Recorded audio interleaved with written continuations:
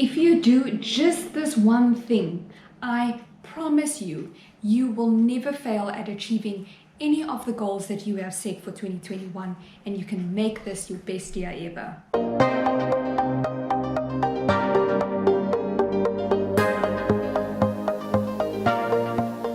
Hey guys, welcome back and thank you so much for joining in for another episode on my new YouTube channel. I'd like to wish all of you a happy new year. It's 2021, 2020 is behind us, and this year we're gonna make sure that we achieve everything that we have set out to do. So as promised, in today's video, we will be covering how to create a plan for achieving all of the goals that we have set for this year. I have fallen into this trap so many times where going into every year I would create this list of new goals that I want to achieve, but I never took the time to think about how I was actually going to go about doing them. And of course, by the time that I hit middle Jan, most of those goals would have fallen flat and some of them would have never even taken off.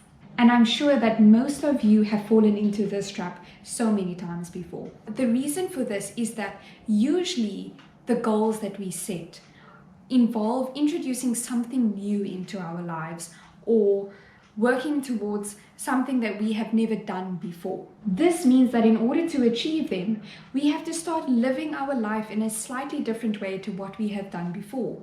We need to instill new habits that we haven't been following before in order to accomplish each of these goals. The difficulty is that our brains are wired to fall into our old habits that we have created over the years, whether we've been aware of it or not. So what we actually need to do is to rewire our brains in order to make room for these new habits to take place. And this is why we fail even before we try. So this brings us to the first step, and that is to review each of the goals that we have just set for 2021.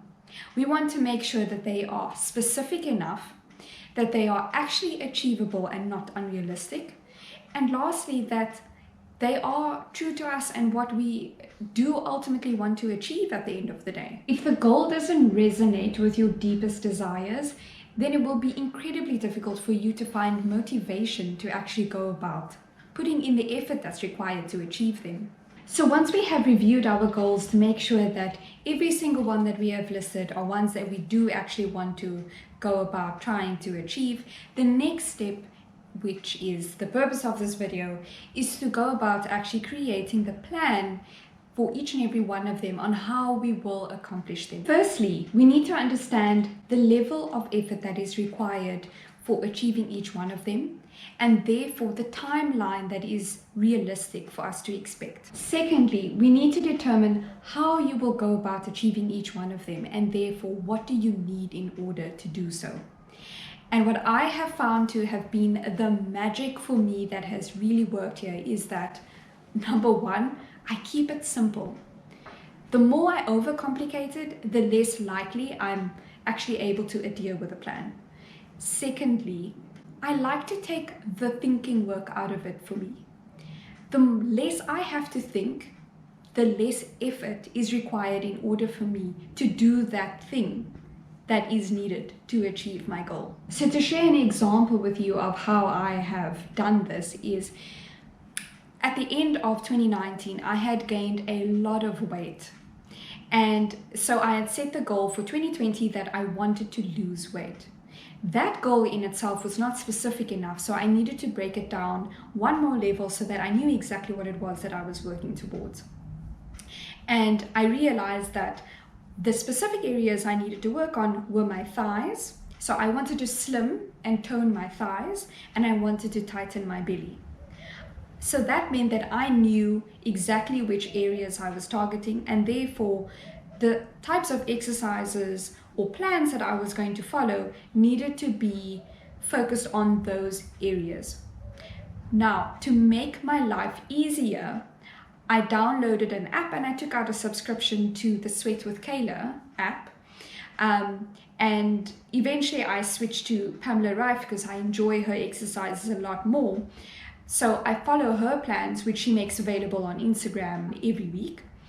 and all of her videos have been uploaded to YouTube, and so I can do all of the exercises in the comfort of my own home.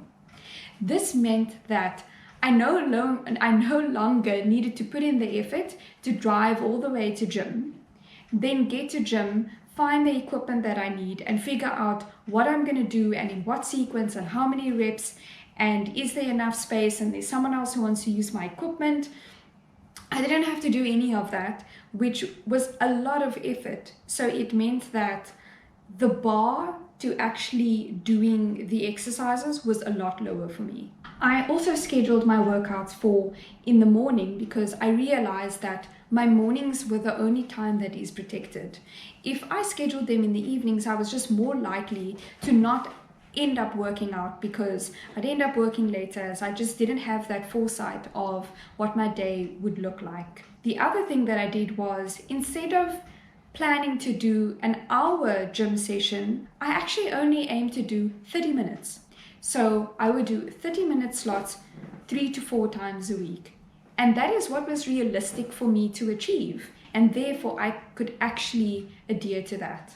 And at the end of the day, after weeks and weeks and weeks, I was actually managing to keep to these commitments. Then the last element that we need to include in our plan is, how are we going to track our progress and keep ourselves motivated?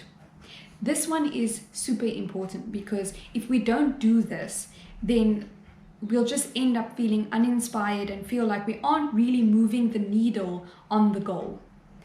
For me, taking photos, progress photos, once a month was really helpful for me to actually see the difference.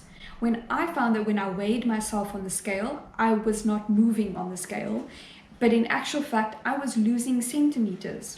One tool that I find really useful is to create a vision board.